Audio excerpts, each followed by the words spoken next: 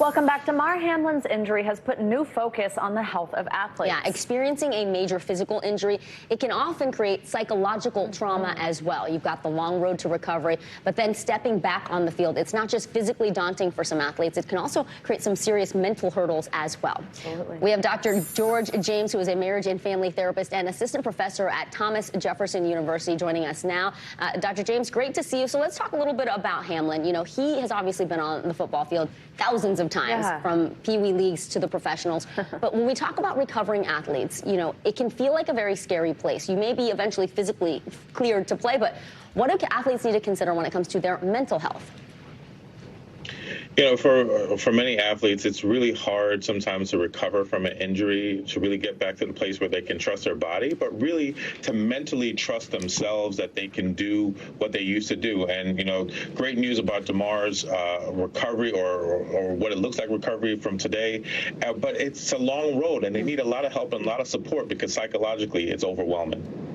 Absolutely, especially, you know, when he's been in the hospital. We know he was under for a while to be coming out and just kind of reckoning with all of this. And it can also take a long time. I know we've seen some athletes take more than a year just to get back to full mobility, never mind then the mental health aspect of it, the psychological aspect of it. How long can that take to really overcome?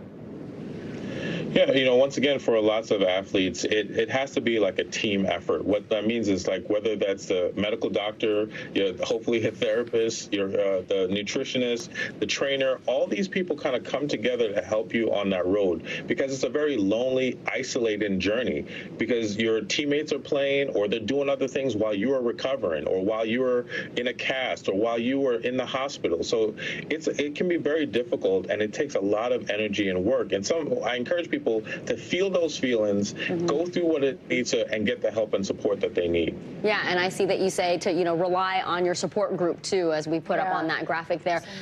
Doctor, the Bengals, the Bills, they will be taking the field again this weekend.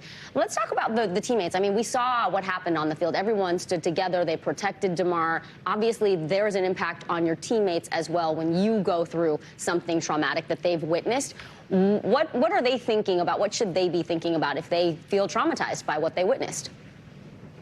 You know, I encourage people to acknowledge the trauma. For some people, right, witnessing that could have brought back some memories. Maybe they did see someone in cardiac arrest before, or maybe someone even died. For others, it was the first time that they've ever seen something like that, because in football, you don't think about that. So it's overwhelming. Acknowledge that trauma, but then they can also use it as fuel. I'm playing for Damar, or I'm playing for a reason, and that can maybe get them the energy and motivation to maybe play in a way that they never have before. So you acknowledge it and then use it as fuel to go forward.